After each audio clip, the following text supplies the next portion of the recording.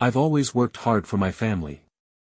I've been putting in long hours at the office, doing everything I can to provide. The pay is good, and I thought that would be enough. I thought that hard work was all it took to keep everything together. But lately, nothing feels like it's enough.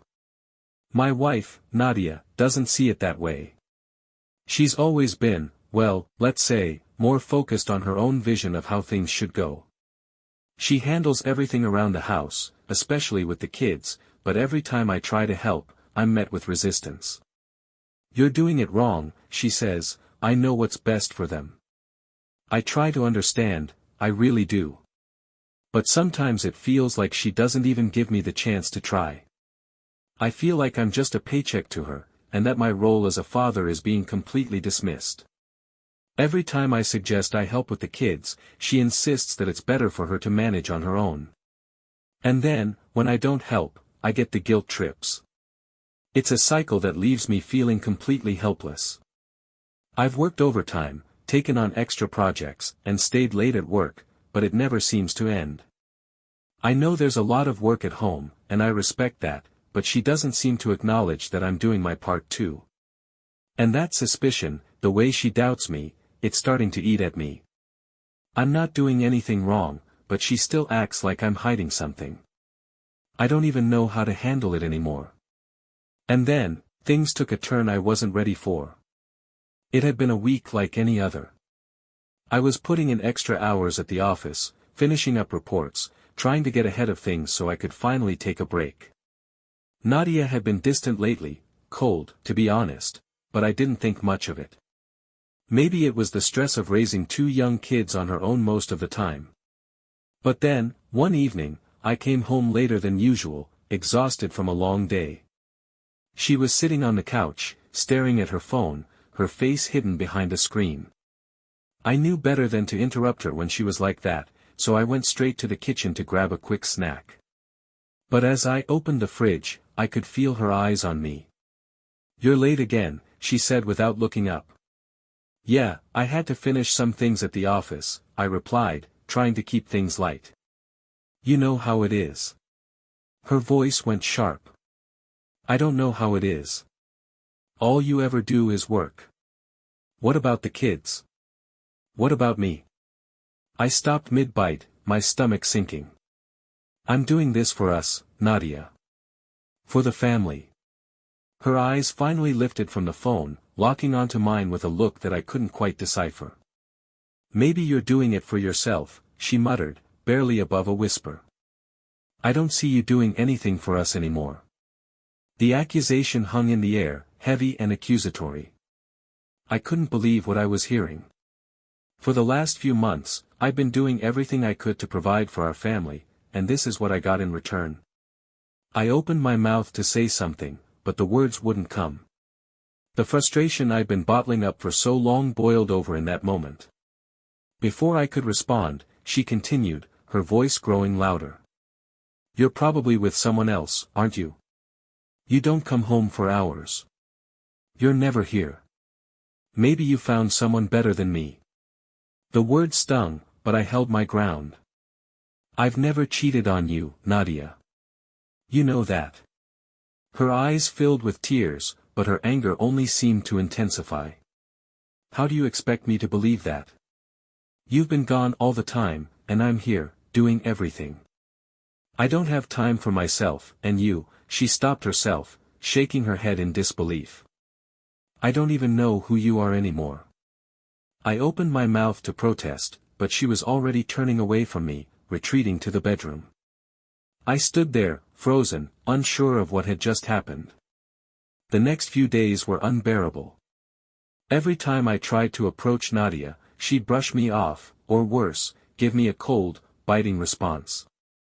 I couldn't understand what had shifted so suddenly. The tension in the air was palpable. The house felt like a battlefield, and every word, every look, was loaded with unspoken resentment. I kept telling myself to stay calm, to not let her accusations get to me. I had nothing to hide. But it was hard to stay strong when the woman I loved seemed so determined to believe the worst about me. Then, one evening, as I was walking past her desk, I noticed her phone sitting on the table. The screen was unlocked. For a brief moment, I hesitated. But curiosity gnawed at me, and against my better judgment, I glanced at the screen. There it was. A message from someone named Mikhail. It wasn't the content of the message that made my heart race, it was the tone. Playful, flirtatious, and the kind of intimate language I hadn't heard between us in a long time. I felt a sickening knot form in my stomach. I told myself it didn't mean anything. That maybe it was nothing, just a harmless conversation. But deep down, I knew. I knew that something was off. I'd always trusted Nadia, but this felt like a betrayal. I spent the whole night turning the conversation over in my head. The more I thought about it, the angrier I became.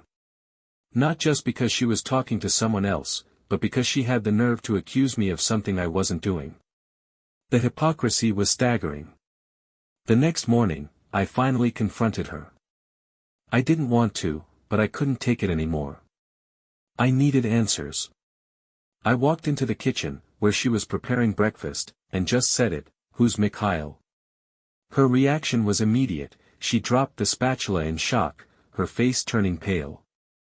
"What? What are you talking about?" she stammered, but I could already tell from her voice that I had caught her.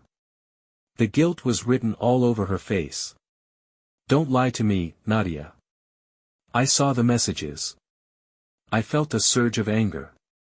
"You've been talking to him behind my back, while accusing me of cheating?" Her eyes widened, and for a moment, I thought she might break down and confess. But then, her face hardened. "You don't get to question me, not after everything you've done." "What have I done?" I asked, my voice barely above a whisper, disbelief flooding my mind. She let out a harsh laugh. "You think you're so perfect, don't you? You think I don't know what you're really up to? I'm not stupid, you know." I was speechless. The shock of the situation left me standing there, stunned. Here I was, trying to work through our problems, and all along, she was hiding something from me. The anger that had been simmering inside me boiled over. I didn't even know what to say to her. The conversation had spiraled so fast, and I could feel the chasm between us growing wider by the second. She'd become someone I didn't recognize, someone who couldn't face the truth. "You're unbelievable," I muttered, before storming out of the kitchen. The rest of that day passed in a blur. I tried to keep my cool, but every time I saw Nadia, I was reminded of the betrayal, of the lies she had been living. My head was spinning, and it felt like everything I had worked for, everything I had tried to hold together, was slipping through my fingers. That evening, after the kids were asleep, I couldn't take it anymore. I had to talk to her. I couldn't keep pretending everything was fine when it so clearly wasn't.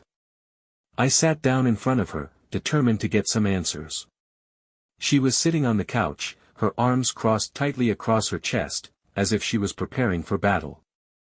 "Nadia," I began, my voice shaky but firm, "we need to talk." She didn't respond, just stared at me, her face blank. But I could see the defensive walls go up around her. She was preparing to fight. "You've been talking to someone else," I said, the words cutting through the silence like a knife. "Mikhail. Who is he?" Her jaw tightened, and for a moment, I thought she might say something, but instead, she just let out a frustrated sigh and rolled her eyes. "Really? This again?" I was done with the evasions. "You've been lying to me, Nadia. And then you accuse me of cheating, of doing something I haven't done, when all along, you've been doing it behind my back." I could feel the anger bubbling to the surface. "What did you think? That I wouldn't find out? That I wouldn't notice?" Her eyes flickered with something like guilt, but then she quickly masked it, her voice turning defensive. "You never listen to me. You never pay attention to what I need. So yeah, I started talking to someone. He actually listens, unlike you." I felt the heat in my chest rise as I tried to make sense of what she was saying. "So this is my fault? Is that what you're telling me? That because I'm working hard to support this family, you have the right to go behind my back. She scoffed, her tone bitter. You think just because you're working all the time, everything's fine? You think that's enough? I'm raising our kids on my own. I'm doing everything on my own, while you just sit there, oblivious to what's actually happening in our lives. I tried to stay calm, but it was impossible. I know it's hard, Nadia. I know you're doing a lot. But I'm doing everything I can to help. If you needed help, why didn't you ask me? Why didn't you talk to me instead of running to someone else? She stood up suddenly, her hands trembling with anger. Because you wouldn't listen. You're too busy, too wrapped up in your work to even notice me anymore. The words hit harder than I expected, but I didn't back down. I notice, Nadia. I notice everything. I noticed the way you pulled away from me, the way you started to shut me out. But I didn't think you'd go this far. Tears welled up in her eyes, but the look on her face was one of defiance, not regret. Maybe I just can't do this anymore, okay? Maybe I can't keep pretending everything's fine when it's not. I stared at her, the truth sinking in. The woman I had built my life with, the woman I had loved for years, was now standing here, telling me that it was all over. That everything we'd worked for, everything we'd fought through, meant nothing. I felt a knot tighten in my chest. So this is it, then? You're just giving up? She didn't answer right away. She just stared at me, and in that moment, I realized I wasn't just fighting for our relationship, I was fighting against the person she had become. We're done, aren't we? I said quietly, more to myself than to her. Nadia didn't respond, but her silence spoke louder than any words could. The silence between us after that night felt like a wall, thick and unyielding. For days, we barely spoke. It wasn't just the tension, it was the weight of the truth, the reality that everything had crumbled in a way I never imagined. We existed in the same house, but it felt like we were strangers to each other. I couldn't ignore the betrayal, and she couldn't pretend like everything was fine anymore. One evening, after another long day at work, I came home, hoping maybe we could finally have an honest conversation. But as I walked through the door, I could already feel the distance. She was sitting at the kitchen table, her head down, her fingers nervously tapping on the surface. It was clear that something was brewing inside her, but I wasn't sure if I was ready to face it. Nadia, I said, my voice low, we need to talk about this. About everything. We can't keep going like this. She didn't look up. What is there to talk about, Alex? You know what's happened. I took a deep breath, trying to control the anger that still burned inside me. I know what happened, but I don't understand why. Why would you do this to me? Why would you go behind my back, Anne?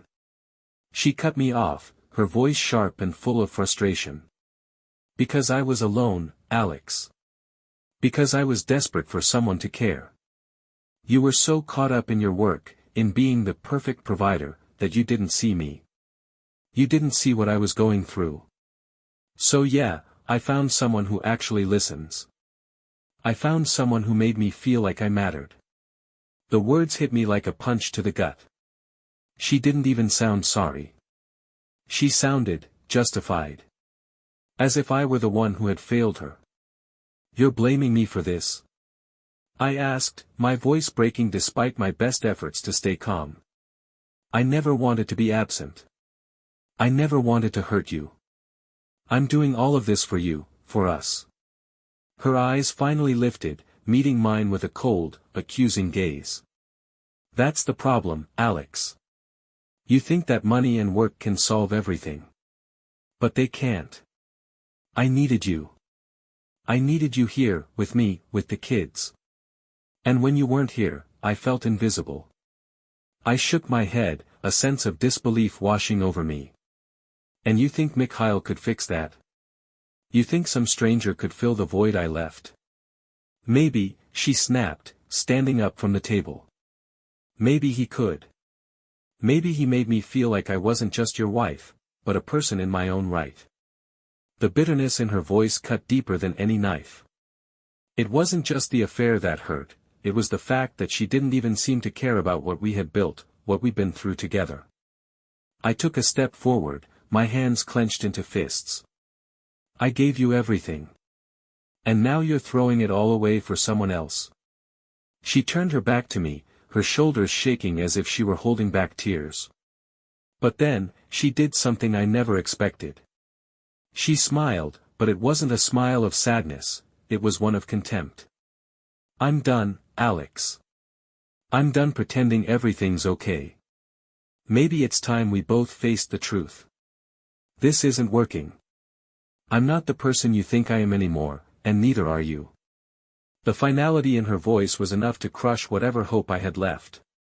The woman I thought I knew, my partner, my wife, had completely changed. And I wasn't sure if I could ever find her again. It felt like I was living in a nightmare, unable to wake up. Every day, I tried to move forward, but it was like trying to walk through thick mud. I couldn't escape the feeling that something had died between us, something that couldn't be repaired, no matter how hard I tried. I continued going to work, burying myself in tasks, trying to pretend everything was fine. But nothing felt fine. Not when I came home to a cold house, not when I could barely look Nadia in the eye without feeling the weight of her betrayal. The kids, they didn't understand. They were too young to grasp the tension, but I could see the confusion in their faces. They could tell something was wrong, even if they didn't know what it was. One evening, after a long day, I came home to find Nadia sitting on the couch, her eyes red and swollen. She had been crying, again. It was the first time in days that she hadn't snapped at me. For a moment, I almost thought we could talk, that maybe this time we could work through the mess we had created. But as soon as I opened my mouth, she spoke first, her voice hollow, almost as if she had already given up. Alex, she said, without looking at me, I think we need to talk about the divorce. I froze. The word felt like a dagger, a sharp, cold reminder of just how far we had fallen. Divorce. I never thought we'd get to this point. I thought we could work through anything, but this felt like the end. Is that what you want? I asked quietly, almost afraid to hear the answer. She turned to face me, her eyes tired, drained. It's not about what I want, Alex. It's about what we've become. We're two strangers living in the same house. We're not the people we used to be. Her words stung. It was true, I had felt the distance growing between us, but hearing her say it out loud was different. It made it real. Too real. I don't want a divorce, I said, my voice thick with emotion. I don't want to give up on us. We can fix this, Nadia. We can go to therapy, we can. She shook her head, her expression hardening. It's too late for that. You've been gone for so long, emotionally. You've been so wrapped up in your work that you forgot what was important. And me? I lost myself, Alex. I don't know who I am anymore. I couldn't believe what I was hearing. She was blaming me. I had been working tirelessly to support us, to give us a future. And now, she was telling me that it wasn't enough. You don't understand, I said, my frustration building again. I've been trying, Nadia. I've been trying so hard. You think I wanted to be distant? You think I didn't care? Her eyes flashed with anger. You didn't care enough, Alex. That's the problem. You were too busy making money to notice me. To notice us. I stood there, speechless, completely broken by her words. How had we gone from building a life together to standing here, on the brink of losing it all? It was as if everything we had worked for, everything we had built, meant nothing anymore. Then why didn't you come to me? I asked, my voice shaking with emotion. Why didn't you talk to me before you started talking to Mikhail? Why didn't you tell me you were struggling? She looked away, her jaw clenched. Because I didn't think you'd listen. I didn't think you could listen anymore. The truth hit me like a ton of bricks. Nadia had been silently suffering, and I had been blind to it. I had been so focused on the outside, on making sure we were financially stable, that I hadn't realized my own wife was crumbling inside. And now it was too late. I couldn't breathe. Every word she spoke felt like a punch to the chest, slowly knocking the wind out of me. The idea that I had failed her, that my focus on work had driven her into the arms of someone else, was too much to bear. I stood there, feeling like a fool, trying to wrap my head around everything she had just said. But I was trying, I said, barely able to get the words out. Nadia, I did everything I could. I worked all these hours, I made sure you and the kids had everything you needed. What more did you want from me? She stood up from the couch, her hands trembling slightly as she wiped her eyes. I wanted you, Alex. I wanted you. Not the man who spends all his time at the office, not the man who buys me things and thinks that's enough. I wanted my husband back. I wanted to feel loved, seen, wanted. Her voice cracked at the end, and for the first time in a long while, I saw a flicker of vulnerability in her eyes. I stepped forward, my voice desperate. I never stopped loving you, Nadia. I never wanted to lose you. But you've been pushing me away for so long. You didn't even give me a chance to fix it. Because I didn't think you would, she whispered, almost too softly for me to hear. I thought you were too far gone, too wrapped up in everything else. And I was right. You were. Her words stabbed deeper than anything else. The anger, the frustration, the feeling of being betrayed, it was all there, swirling together in a knot of emotion I couldn't untangle. But beneath it all, there was a deep sense of regret. Regret that we had reached this point. Regret that we had allowed ourselves to get lost in the chaos of life. Then why didn't you just talk to me? I asked, my voice breaking. Why didn't you tell me you were feeling this way? I would have listened. I would have tried to be there for you. She looked away, her face pale. I don't know. I thought if I kept going, if I kept pushing through, it would get better. But it didn't. It just got worse. And then Mikhail, he was there. He listened to me. He made me feel like I mattered again. The mention of his name twisted something in my chest. The jealousy, the anger, the betrayal, all of it came crashing down on me. I didn't want to hear about him. I didn't want to hear how he had made her feel important when I had failed to do so. But she had already crossed that line, and no amount of arguing was going to change it now. You don't understand, Nadia, I said, shaking my head in disbelief. You don't know what this is doing to me. You don't know how much it hurts to know you turned to someone else instead of talking to me. I didn't want to hurt you, Alex, she said quietly, her voice filled with guilt. I didn't want to, but I was drowning. And he made me feel seen. He made me feel alive again. I stood there, numb. Everything we had built, everything we had fought for, was slipping away. I couldn't fix it. I couldn't turn back time. All the promises we made, all the years of love and memories, it felt like it was all falling apart in front of me, and I couldn't stop it.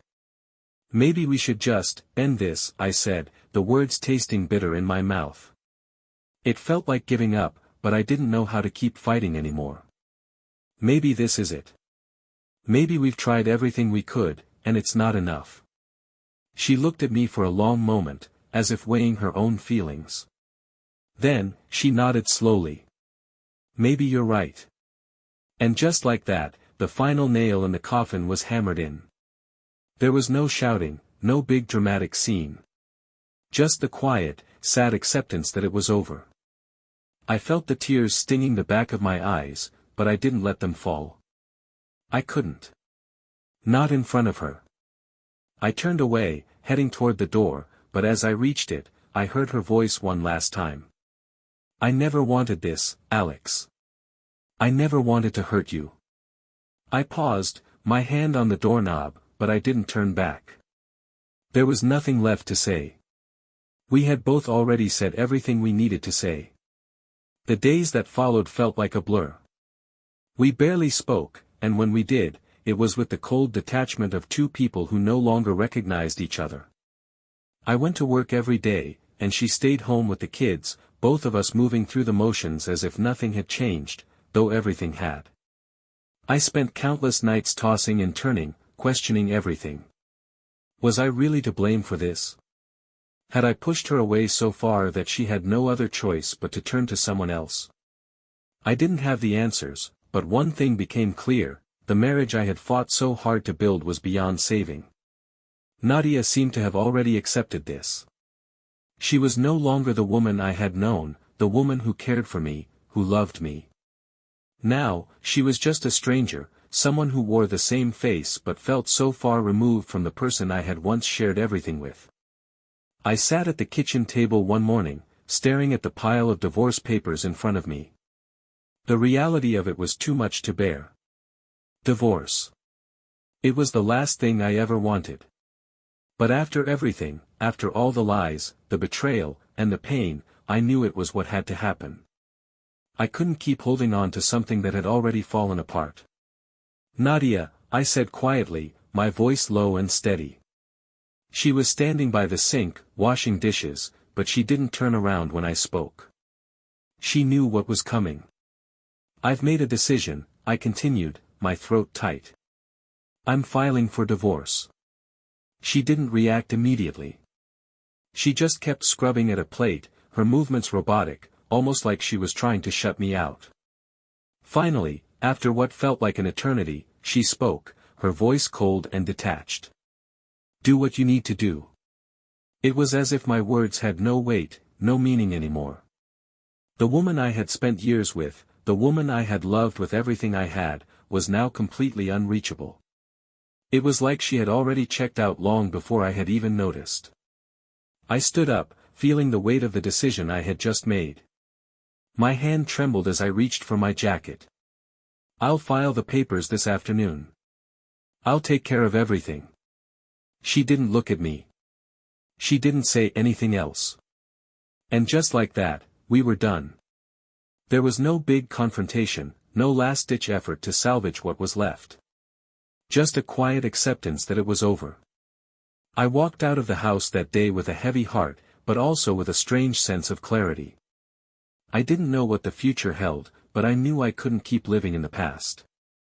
I couldn't keep hoping for something that wasn't coming back. The divorce was final a few weeks later. The papers were signed, the lawyers did their part, and we parted ways. I took the kids most of the time, and Nadia spent her days alone, though I couldn't say I ever really understood what she was going through. Maybe she was regretting her choices, maybe she wasn't. Either way, it didn't matter anymore. For a while, I felt like I was floating, like I had lost everything, but also like I had gained something. I wasn't sure if it was freedom or just the space to finally heal, but whatever it was something I needed. The first few weeks after the divorce were the hardest. The house felt empty, even when the kids were with me. I had spent so many years fighting to build a life for my family, only to end up alone, staring at walls that once echoed with laughter. Nadia had moved out, taking only the essentials. She didn't ask for much in the settlement, probably out of guilt, or maybe just because she wanted to start over without anything that reminded her of me. Either way, I didn't care. I just wanted it all to be over. At work, people whispered. Some colleagues who had known about my long hours and dedication gave me sympathetic nods, but no one really said anything outright. I wasn't in the mood to explain anyway. To them, I was just another guy who let his marriage fall apart. One night, after putting the kids to bed, I sat in the darkened living room, scrolling mindlessly through my phone. That's when I saw it. A post from Nadia. She wasn't subtle. A picture of her at a bar, laughing, a glass of wine in hand, and a comment from someone named Mikhail underneath it. It didn't take a genius to figure out what was happening.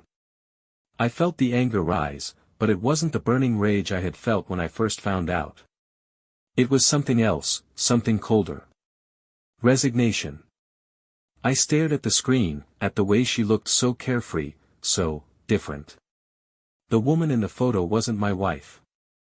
Not anymore. She was someone else now. And maybe she had been for a long time. I locked my phone and leaned back against the couch, exhaling slowly. She had moved on. It was time for me to do the same.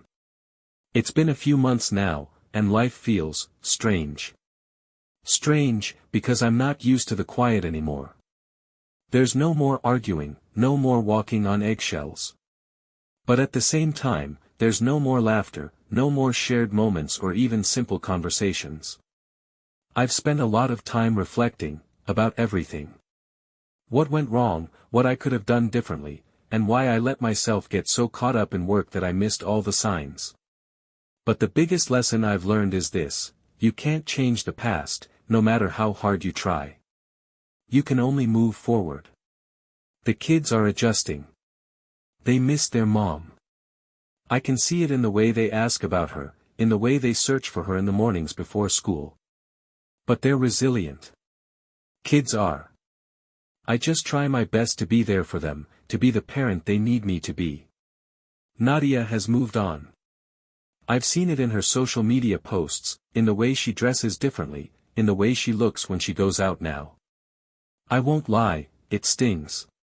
There are still moments when I wonder what happened to the woman I married, the one I fought for, the one who once made me feel like I could conquer the world. But that woman is gone, and I have to accept it.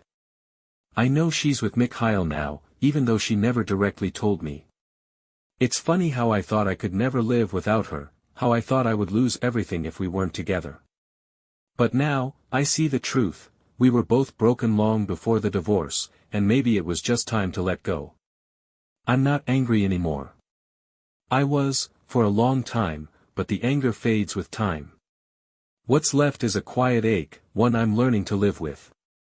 It's the ache of lost love, of regret, but also of relief. Because now I know that I will be okay. I will survive this. I've started seeing someone, nothing serious, just someone to talk to, someone who listens. It's too soon, I know, but maybe it's the first step. Nadia and I might never be the same again, but that doesn't mean I can't rebuild my life. The kids will grow up and find their own way, just like I will. There are good days, and there are bad days. But life goes on. I'll keep moving forward. Because that's all we can do, really.